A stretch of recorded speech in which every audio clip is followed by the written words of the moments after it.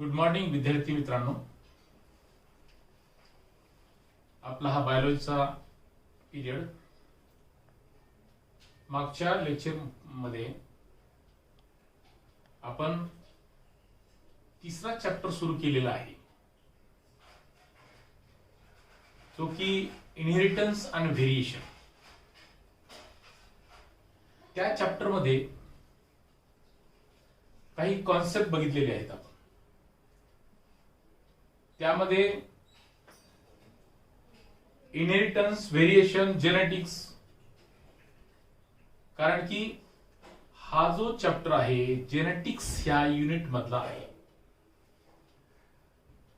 Genetics म्हणजे काय हे बोललोय आपण. Study of heredity and variation, जे की इनहेरिटन्स म्हणजे आई वडिलांचे कॅरेक्टर हे त्यांच्या मुलामध्ये उतरणे, त्यालाच म्हणतो आपण gene character transfer from parental generation to their offspring generation. आणि ही प्रोसेस होत असताना त्यामध्ये दोन कॉन्सेप्ट बघायला मिळतात. एक म्हणजे इनहेरिटन्स और हेरिडिटिकल कॅरेक्टर. हेरिडिटी म्हणजे पालकाचे कॅरेक्टर जशास तसे त्याच्या बालकामध्ये उतरणे, मग ते प्लांट मध्ये असो की अॅनिमल मध्ये असो. आपल्या ह्या चॅप्टर मध्ये मेंडलने सांगितल्याप्रमाणे ही सुरुवात जी आहे प्लांट मधले कॅरेक्टर बघणार आहोत. त्याचबरोबर काही अॅनिमलचे पण मेंडलने उदाहरण आपल्याला या चॅप्टर मध्ये सांगितलेले आहे. म्हणजेच पालकाचे कॅरेक्टर त्यांच्या बालकामध्ये कशा प्रकारे उतरतात आणि बालक जनरेशन कसं त्याच्या पालकासारखं जशास तसं दिसायला लागतं. मग ते आईवडिलाचा कलर असेल, आईवडिलाची चालण्याची पोझिशन असेल, आईवडिलाची हाईट असतील, नाकीडोळे रूप असेल, ह्या सर्व गोष्टींना आपण कॅरेक्टर म्हणतो. त्यामुळं बालक हा त्यांच्या पालकासारखा दिसायला लागतो, जशास तसा दिसायला लागतो. म्हणजे त्याच्या आई वडिलाचे जशास तसे कॅरेक्टर त्याच्या मुलामध्ये उतरलेले आहेत. ह्याला म्हणतात hereditary character. It is one of the concept of genetics. दुसरी जी कॉन्सेप्ट आहे, दुसरे जे कॅरेक्टर आहे ते म्हणजे व्हेरिएशन. व्हेरिएशन म्हणजे काय की आईवडिलाचे कॅरेक्टर त्यांच्या मुलामध्ये पूर्णतः जशास तसे दिसायला दिसत नाहीत. आईवडील आणि बालक जनरेशन त्याच्यामध्ये व्हेरिएशन दिसायला लागतं. म्हणजे काही प्रमाणात आईवडिलापेक्षा बालक हे डिफरंट दिसायला लागतात. अशा कॅरेक्टरला व्हेरिएशन कॅरेक्टर म्हणायचं. पण ते व्हेरिएशन कॅरेक्टर्स हे त्यांच्या आईच्या आजी आईवडील म्हणजे आजी आजोबाकडून आलेले असू शकतात, थ्रू मदर. त्याचबरोबर वडिलांचे आई वडील त्याचे पण कॅरेक्टर आपल्या वडिलांच्या मार्फत मुलामध्ये येऊ शकतात. मग तो मुलगा, तो बालक हा वडिलाच्या भावासारखा, वडिलाच्या बहिणीसारखा म्हणजे काकासारखा किंवा त्याचबरोबर आत्यासारखा दिसू शकतो. इकडं आईच्या बहिणीसारखा, आईच्या भावासारखा, आईच्या आईवडिलासारखा काही कॅरेक्टर त्या बालकामध्ये दिसू शकतात. म्हणजे तो बालक हा मामासारखा दिसू शकतो, मावशीसारखाही दिसू शकतो, आईच्या आईवडिलासारखा, आजी आजोबासारखा दिसू शकतो. या ज्या कॅरेक्टर्स व्हेरिएबल कॅरेक्टर्सला म्हणतात variation characters.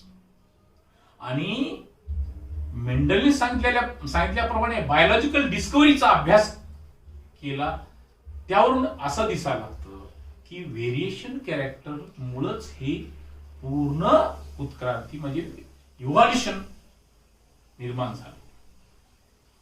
Generation to generation थोडा बहुत असा बदल होत गेला आणि त्यापासून नवीन नवीन अशा प्रकारच्या व्हरायटीज निर्माण झाल्या. याला म्हणतो आपण जेनेटिकल कॅरेक्टर्स. आणि हे जेनेटिकल कॅरेक्टर्स थोडासा पहिल्या लेक्चरचा सारांश घेतोय आणि पुढच्या लेक्चरला मी सुरुवात करतो आहे. विद्यार्थी मित्रांनो, हे सर्व डिस्कव्हरी किंवा ही सायंटिफिक स्टडी अभ्यास करत असताना ह्या जेनेटिक्सचं जे सांगितलं होतं मी की काय विल्यम वॅटसनने पहिल्यांदा हे जेनेटिक्सचं कॉन्सेप्ट मांडली, पण त्याचं सर्व डिटेल स्टडी ही मेंडलने केली, म्हणून मेंडलच ह्या जेनेटिक्सचा फादर होता. आणि मेंडल हा गरीब शेतकऱ्याचा मुलगा, त्यानं हे संशोधन केलं आणि संशोधन पण एका चर्चमध्ये बसून चर्चच्या बाजूला एक छोटासा प्लॉट, छोटीशी शेती करून हे पूर्ण एक्सपेरिमेंट मांडले, प्रयोग मांडले. त्यामधून नवीन ऑब्झर्वेशन केलं आणि त्यामधून सिद्ध करून दाखवलं त्याने की जेनेटिकचे कॅरेक्टर कसे पालक टू बालक जनरेशन उतरत असतात. आणि हे सर्व जे डिस्कव्हरी ऑस्ट्रिया मधून आली आणि नंतर पुन्हा हायब्रिडायझेशन टेक्नॉलॉजी उदयास आली. आणि मेंडलची पूर्णतः स्टडी जी आहे ही हायब्रिडायझेशन टेक्नॉलॉजीवर अवलंबून आहे. आणि हे करत असताना मेंडलने सर्व नोंदी केल्यात, नोंदी ठेवल्यात, त्या आज तागायत आपल्याला बायोलॉजिकल स्टडी करण्यासाठी उपयुक्त आहेत. त्यांनी मॅथमॅटिकली डाटा पण दिलेला आहे आपल्याला. त्याचबरोबर स्टॅटिस्टिकल डाटा पण मांडला. डिस्क्रिप्टिव्ह अभ्यास पूर्ण अवघड जात असेल तो डिस्क्रिप्टिव्ह अभ्यास हा सिम्बॉलिक काही सिम्बॉलिक रिप्रेझेंटेशन मांडून केलेला आहे, जे की आपल्याला सोप्या पद्धतीने अभ्यास करायला मिळतो. त्याचबरोबर हे करत असताना मेंडलने हेरिडियन व्हेरिएशनचा अभ्यास हा मांडत असताना मेंडल म्हणतो की आई वडिलाचे character parental generation they does not inherited in second generation or next generation, not from physical appearance or physically, because genetic or gene character is very much microscopic and they always present in gametic cell only. And due to that gametic cell, parental character transfer in their offspring generation through gametic cell, not physically. That's why Mendel proposed that the factor, gametic factor, त्यालाच म्हणतो आपण gene factor, that is also called as Mendelian factor. And that Mendelian factor of particular trait or particular characters, प्रत्येक कॅरेक्टरला ते factor आहेत and that factor is responsible for inheritance. That factor, that gene is responsible for inheritance. That means parental character, parental gene character transfer from their parent to their offspring. Now what is meant by genes? Gene is a factor, particular segment of DNA, and that segment of DNA always present inside the gametic cell. That means gene is a factor, unit of DNA. DNA is a unit of chromosome. Chromosome is a unit of nucleus of the cell, gametic cell. nucleus is a unit of cell. Cell is a unit of tissue.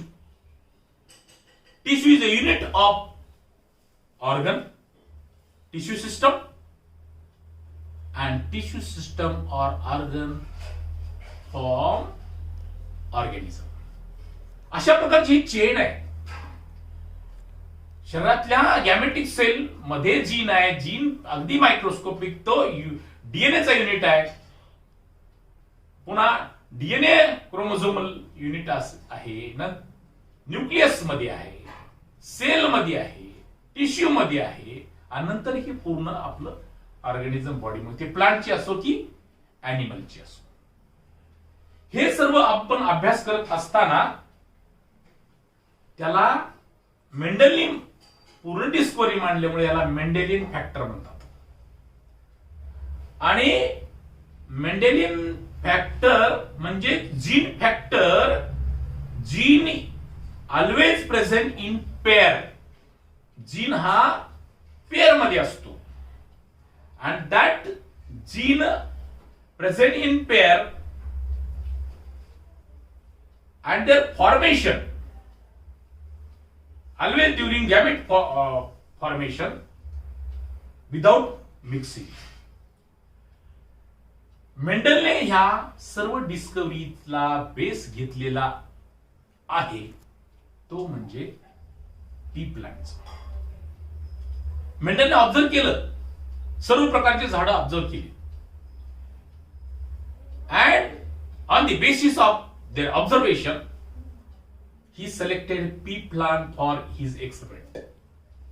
कारण की P plant मध्ये सर्व दुसऱ्या झाडापेक्षाही जास्त character त्याला सापडले.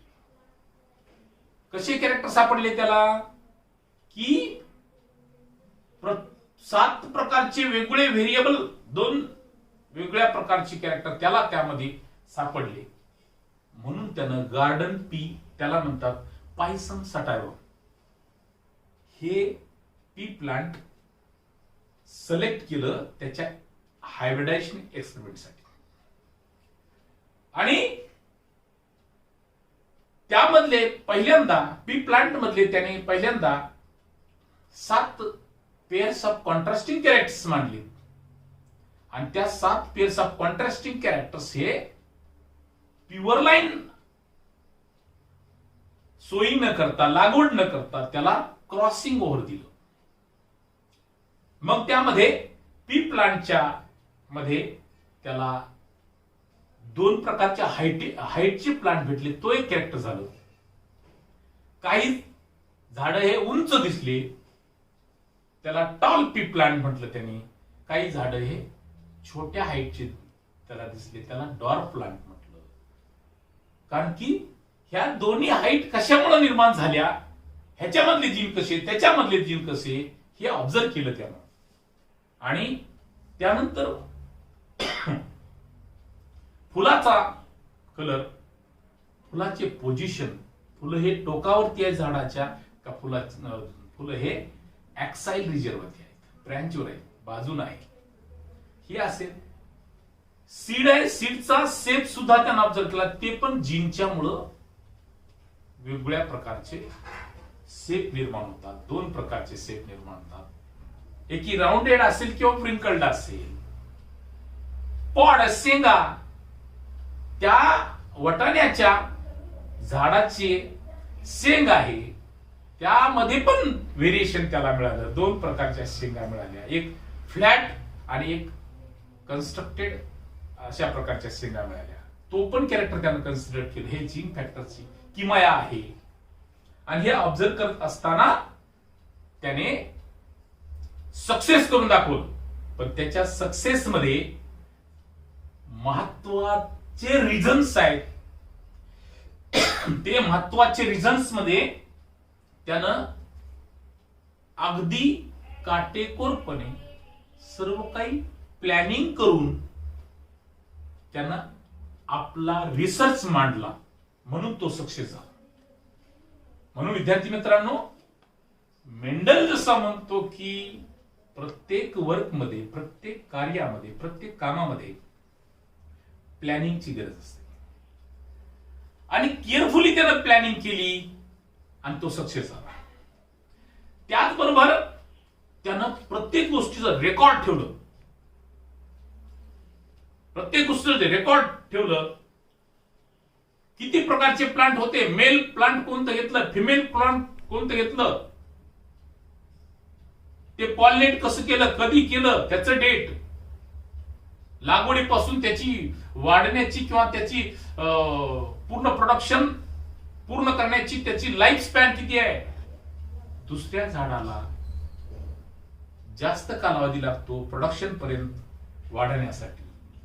तर वाटाण्याचं झाड हे 3 ते 4 महिन्यामध्ये कंप्लीट होतं. म्हणून त्याला स्टडी करण्यासाठी वर्षभरातून ते झाड 3 ते 4 वेळेस प्रोडक्शन त्याचं घेता येतं, त्याचं ऑब्झर्वेशन करता येतं, त्याचा रिसर्च करता येतो. त्यामुळे सुद्धा त्यांनी पी प्लांट अभ्यास केला. आणि महत्वाचं म्हणजे पी प्लांट मध्ये दुसऱ्या झाडापेक्षा असणारे 7 pairs of contrasting characters.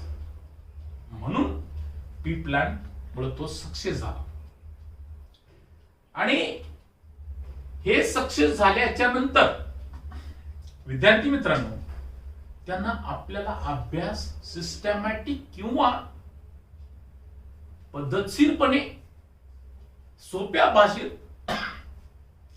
Statistical भाषेत, मॅथमॅटिकल भाषेत, वर्ड भाषेत आपल्याला चांगल्या प्रकारे अवगत व्हावं म्हणून त्यांनी ह्या चॅप्टरच्या ह्या कॉन्सेप्टवरच्या काही टर्म ठेवलेले, टर्मिनॉलॉजी दिलेली आहे. टर्म्स कशाला काय म्हणायचं, त्याचा सिम्बॉल कसा, त्या सिम्बॉल वरून आपण अभ्यास कसा मांडायचा, त्याचा इन्फॉर्मेशन सुद्धा दिलेलं आहे. त्याला म्हणतो आपण जेनेटिक टर्मिनॉलॉजी. जेनेटिक टर्मिनॉलॉजी जसं की biology is a term of science, एक प्रकारची टर्म आहे. बॉटनी असेल, झुलॉजी असेल, जेनेटिक्स असेल, इज अ टर्म. त्यामध्ये टायटल आहे, ते एक टायटल आहे, त्यामध्ये सामावलेलं पूर्ण इन्फॉर्मेशन आहेत. जसं की पूर्ण 3 तासाचा पिक्चर असतो आणि त्या पिक्चरचं एक शीर्षक दिलेलं असतो आणि त्या शीर्षकावरून आपल्याला निदान करता येतं किंवा कळतं की त्या पिक्चर मध्ये 3 तासाचं इन्फॉर्मेशन किंवा 3 तासाची स्टोरी काय असणार आहे. तसं प्रत्येक कॉन्सेप्टला त्याने टर्म दिले. Now he propose that Mendel propose that the each and every character in term with their symbol, with their symbolic representation. Now, first term, that is character. Character means what? Character means specific feature. Specific feature of an organism.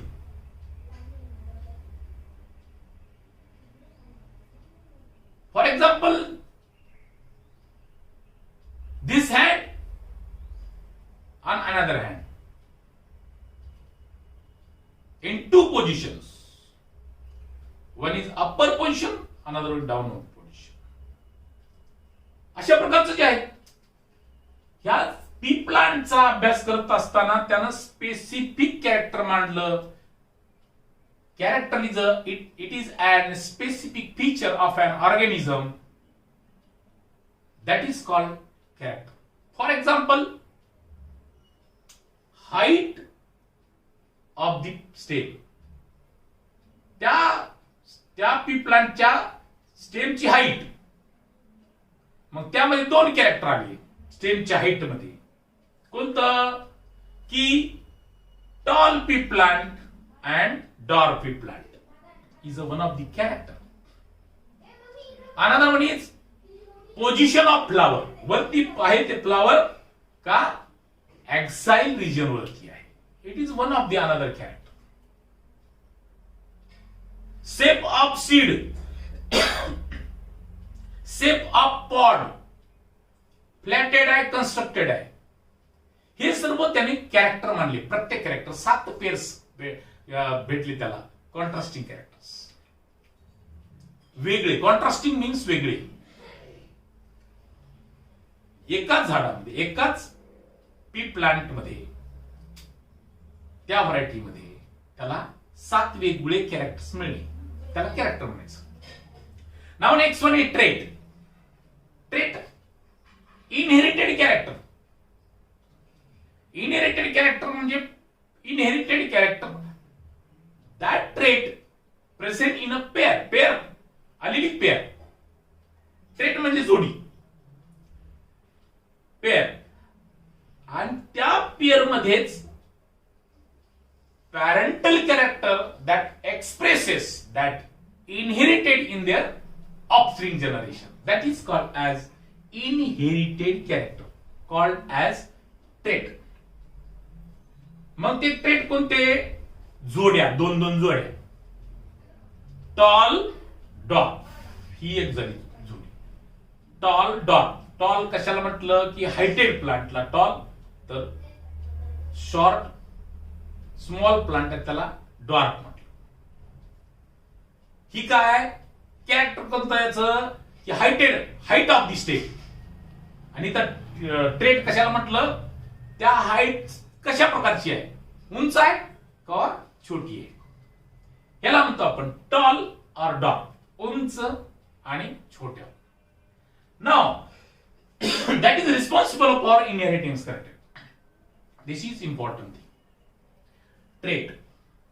त्यावरून तो tall dwarf आहे. ते मग tall mail हा female tall असणाऱ्या झाडाच्या cross झाला तर त्याच्यापासून नवीन प्रोजिनी प्युअर लाईन होईल, हायटेड प्लांट होईल. पण टॉल हा डॉर्फ सोबत जर क्रॉस झाला तर त्याच्यापासून हायब्रिड जनरेशन निर्माण होईल असं मेंडल बोलतोय. आणि हायब्रिडेशनवर टेक्नॉलॉजी त्याची उदय झाली, डेव्हलप झाली. Now next one is factor. Factor, it is one of the particular particle present in organism. Particle, small particle. This is gametic cell. Inside that gametic cell, nucleus, DNA, and inside DNA, one of the segment present. That is a particle. That factor is also called as gene. Gene factor, one of the particle present in organism, and it is a unit of heredity. आणि त्या gene factor हे unit आहे हेरिडिटीचं. Heredity म्हणजे पालकाचं बालकामधलं transfer होणार character, आणि त्यावरून तो बालक हा पालकासारखा झेरॉक्स कॉपी दिसणे. That is heritable character. पालक टू बालक generation. That means parental character expresses inherit in their offspring generation. That is inheritance character. Now next one is gene. Gene is a factor. Factor is a gene. Gene is a factor. Factor is a gene. That means gene segment of DNA. DNA present in a thread-like structure inside nucleus. आणि त्या thread वरती त्याला थ्रेडलाच म्हणायचं segment, आणि त्या segment वरती असतात त्या युनिट्स, त्याला म्हणायचं gene. Unit of DNA, segment of DNA, that is called as gene. Gene is a factor, and they are always responsible for inheritance and expression. Inheritance म्हणजे पालकाचे बालकामध्ये कॅरेक्टर उतरणे ही प्रोसेस झाली. आणि हे कॅरेक्टर बालकामध्ये उतरल्याच्या नंतर त्या बालकाचं एक्सप्रेशन, बॉडी एक्सप्रेशन इंटायरली त्याच्या पालकासारखं दिसणे, त्याला म्हणायचं expression. That means firstly character inherit and then they express in offspring generation. बालकाच्या जनरेशनला ऑफस्प्रिंग जनरेशन पण म्हणतात, न्यू प्रोजेनी सुद्धा म्हणतात, न्यू इन्फंट पण म्हणतात इन अॅनिमल ह्युमन बिईंग मध्ये. आणि जनरली त्या बालकाच्या जनरेशनला ऑफस्प्रिंग म्हणतात. Okay, now next one is alleles. Next term, concept is allele. Allele is a short form of allelomorph. विद्यार्थी मित्रांनो, जेव्हा तुम्ही टेक्स्ट बुक मध्ये वाचायला लागाल त्यामधल्या बारीक सारी गोष्टी ह्या नीट एक्झामिनेशन मध्ये येत असतात. बोर्डालाची डेफिनेशन लिहिण्यापर्यंत ठीक आहे, पण नीटचा अभ्यास करत असताना माझं सांगणं आहे तुम्हाला की त्यातले बारकावे ऑब्झर्व करायचे, पुस्तकामध्ये नोंद करायच्या. तिथं की एखाद्या वेळेस allelomorph आला आणि allele विचारलं तर तुम्ही कन्फ्युजन होऊन जायचं नाही. त्यातल्या लाईन टू लाईन वाचायच्या, तर नीट परीक्षा सक्सेस होत. त्यामध्ये एनसीईआरटीचा बेस पण घ्यावा लागतो आणि आपला स्टेट बोर्डचा. हे दोन जरी तुम्ही केलात, दोन्ही टेक्स्टबुक पूर्णच्या पूर्ण ए पासून झेड पर्यंत सगळं लाईन टू लाईन वाचलात, डायग्राम व्यवस्थित केलात, तर बायोलॉजी मध्ये सक्सेस व्हायला जास्त वेळ लागत नाही आणि नीट सक्सेस व्हायला सुद्धा. त्यासाठी नीट साठी एनसीईआरटी आणि स्टेट बोर्डच जे बुक आहे त्यामधल्या बारीक सारी गोष्टी सगळ्या वाचल्या पाहिजे. ओके, नाव आणि ह्या चॅप्टर झाल्याच्या नंतर याचे जे क्वेश्चन काय मी देणार आहे, मग ते बोर्ड पॅटर्नचे क्वेश्चन पेपर असेल आपला, त्याचबरोबर नीटच्या बेसवरचा सुद्धा एमसीक्यू टाइप क्वेश्चन पेपर मी देणार आहे. नाव allele is a short form of allelomorph. Allele or allelomorph means two or more alternative forms. Two or more alternative forms of an organism. जसं की हे एक टी कॅपिटल टी हा एक trait आहे, पण याच्यामध्ये दोन अल्टरनेटिव्ह फॉर्म्स आहेत. मग ते होमोझायगस असो किंवा हेटेरोझायगस असो, सारखे असो किंवा ते अशा प्रकारे असो, है अल्टरनेटिव्ह फॉर्म्स एक किंवा अनेक, two or more alternative forms, that is called as allele or allelomorph. म्हणजे allelomorph or allele म्हणजे त्यामधले जीन्स. आता हे पेअर आहे, हे पेअर आहे, हा होमोझायगस पेअर आहे, सारख्या अलीलचा पेअर आहे, आणि हा डिफरंट अलीलचा फॉर्म आहे. अनेक अल्टरनेटिव्ह फॉर्म्स आले आणि ह्याच्यामध्ये एकच फॉर्म आहे. अशा प्रकारे two or more alternative forms of an organism, that is called as alleles. Now next one is,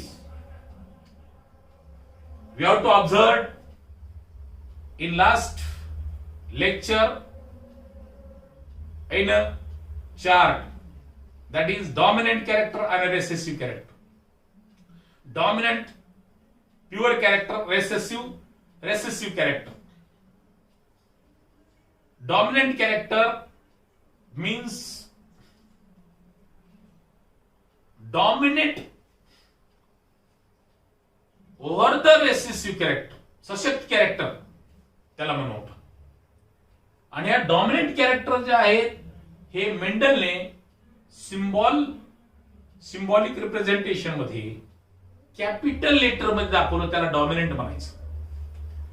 आणि रेसेसिव्ह म्हणजे हे स्मॉल लेटर मध्ये डिनोट केलेले आहेत, जे की त्यामधलं व्हेरिएशन आपल्याला कळावं म्हणून.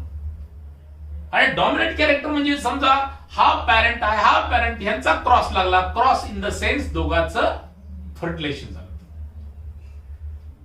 दोघांचं फर्टिलायझेशन कसं की ह्या चॅप्टर मेंडल सांगितल्याप्रमाणे क्रॉस फर्टिलायझेशन.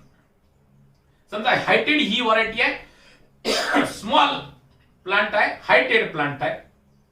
मग याचा मेल गॅमेट आहे तो हायब्रिडेशन मध्ये कम्प्लिटली आर्टिफिशियल टेक्नॉलॉजी आहे.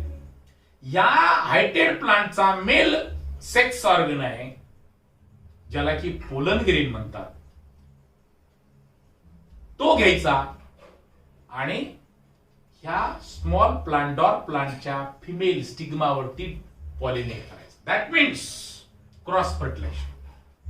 That means male gamete of heighted plant they are pollinate on stigma or female gamete of dwarf plant and dwarf plant with their female gamete undergoes fertilization and they can produce new generation. मग त्याला त्या fertilisation झालं की फुलाचं conversion fruit मध्ये होईल, फ्रूटचं seed मध्ये, आणि सीड पुन्हा दुसरीकडे लावले, सोईंग केलं दुसऱ्या मातीवरती, त्याच्यापासून झाड येईल आणि त्या झाडाला तो हायटेड जन्मेल का डॉर्फ जन्मेल, छोट जन्मेल, जन्म ग्रो होईल. त्याच्यावरून कळतं मग ह्या दोघांचे कॅरेक्टर त्या बालकामध्ये कसे उतरले. शक्यतो हायटेड प्लांट हा स्मॉल प्लांट सोबत क्रॉस केला तर हे बालक प्लांट हे ना हायटेड ना शॉर्ट ग्रो होत नाही, ते इंटरमिडिएट होईल. म्हणजे छोट पण नाही मोठं पण नाही, त्यालाच म्हणायचं हायब्रिडायझेशन, संकरित बियाणं. त्यालाच संकरित बियाणं म्हणायचं. संकरित असणारी व्हरायटी त्यालाच hybridisation. Now dominant character allele. In this dominant character, allele expresses even in alternative alleles, alternative forms. की डॉमिनंट कॅरेक्टर आहेत, समजा त्यामध्ये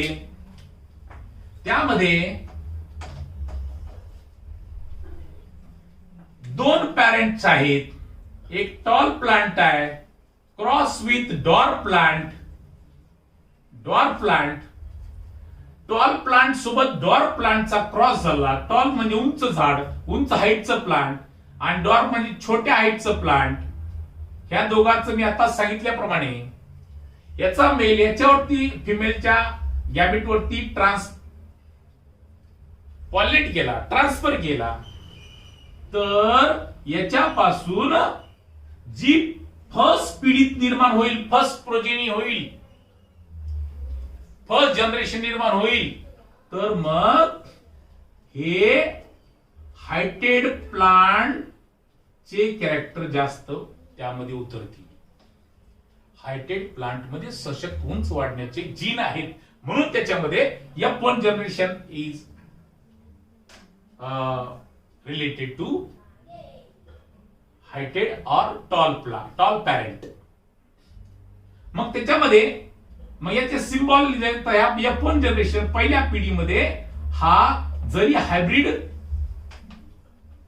पहिली पिढी ही ह्या फर्स्ट जनरेशन ह्या दोन्ही क्रॉस जर जन्मलं, ग्रो झालं, तर हे हायब्रिड जरी असलं तर ते हायटेड पॅरेंट सारखं दिसेल. त्याला म्हणतात की dominant character that allele always expresses in F1 generation, not this dwarf allele or dwarf gene not expresses in F1 generation.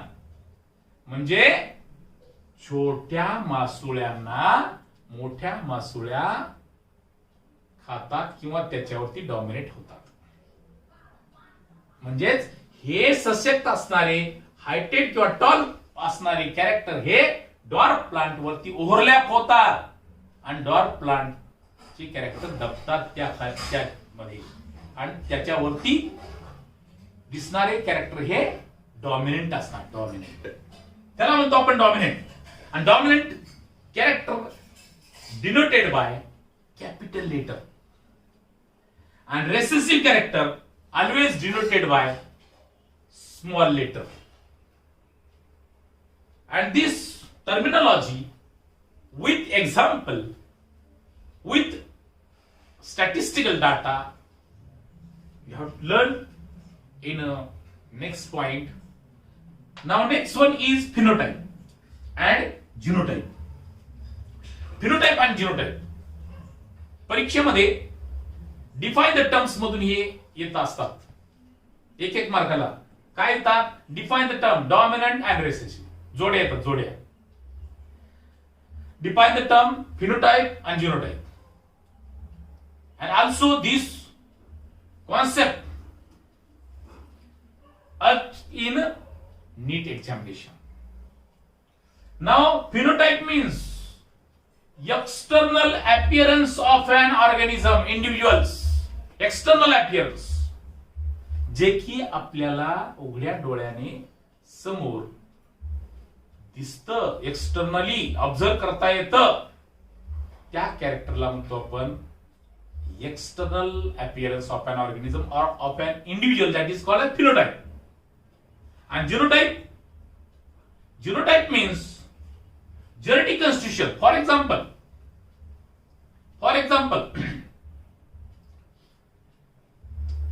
इथे एक मुलगा उभा केलाय. हा एक मुलगा आहे किंवा एखादं झाड आहे किंवा एखादा व्यक्ती आहे. हा व्यक्ती उंच आहे, हा व्यक्ती हाईटनं त्याच्यापेक्षा छोटा आहे. हे आपल्याला ऑब्झर्व करता येईल. We have to easily observed by naked eye, easily observed which is heighted man, which is smallest man. हे आपल्याला दिसतं समोर. त्या कॅरेक्टरला म्हणायचं एक्सटर्नल कॅरेक्टर्स. मग आपण शेतामध्ये गेलो समजा तर आपल्याला कळेल we have to easily observe which is heighted plant आणि विच इज स्मॉलेस्ट प्लांट. ते कळत सांगता येईल आपल्याला. पण मी म्हणेन हे दोन व्यक्ती आहेत, ह्या दोन व्यक्तीचे ब्लड ग्रुप किंवा जीन सांगा किंवा त्याच्या आतल्या अवयव कसे आहेत ते सांगता येणार नाही. त्याला आपल्याला पूर्ण मेकअप मध्ये जावं लागेल. त्याचे जेनेटिक कॉन्स्टिट्यूशन मध्ये जावं लागेल. त्याच्या आतमधलं बघावं लागेल आपल्याला सोनोग्राफी वगैरे किंवा वेगवेगळ्या माध्यमाद्वारे. पण हाईट आपण ओरली आपण सांगू, फिजिकली ओरली सांगू आपण. That means phenotypic character we have to easily observe, but genotypic character not easily observe. That is internal, that is genetic constitution of an organism, of an individual, that is genotype. Now phenotype external characteristics जे आहेत, external appearance of an organism, they are studied right in a grammatical language. किंवा त्यालाच म्हणतो आपण की phenotypic character external characters we have to write in this manner. For example tall plant, dwarf plant, heighted plant, छोट plant.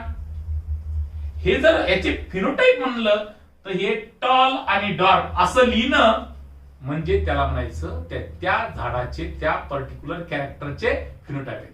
कोणत्या particular कॅरेक्टरचे? Height of the stem. त्याचे phenotypic character कोणते? Tall and dwarf. Height of the stem, tall and dwarf. Tall म्हणजे मोठं, डॉर म्हणजे छोट. हे झाले फिनोटाइपिक कॅरेक्टर. आता मी म्हणेल उंच आणि छोटं तर ऑब्झर्व केला आपण. मी म्हणेल आता काय जिनोटाइपिक कॅरेक्टर सांगा त्यातले. जिनोटाइपिक कॅरेक्टर आपल्याला आतमध्ये सर्व जेनेटिक कॉन्स्टिट्यूशन बघावं, त्याचं मेकअप बघावं लागेल सर्व आतली. आणि त्या पण that genetic character here write in symbolic language according to Mendel. मेंडलने मांडणी केली अकॉर्डिंग टू मेंडल. जसं phenotype, height of the stem of P प्लांटचं हाईट फिनोटाईप लिहिले टॉल डॉर. तसं आता ह्या फिनोटाईपचे जिनोटाईप लिहा म्हटलं तर कसं लिहायचं? Now we have to write genotype of that particular character tall and dwarf in a symbol capital T. That means tall. Cross with small t. Dwarf. Dwarf is recessive character and tall is dominant character. And dominant मी सांगितलं अगोदर सुद्धा की dominant character हे capital letter दाखवतात, तर recessive character हे small letter दाखवतात.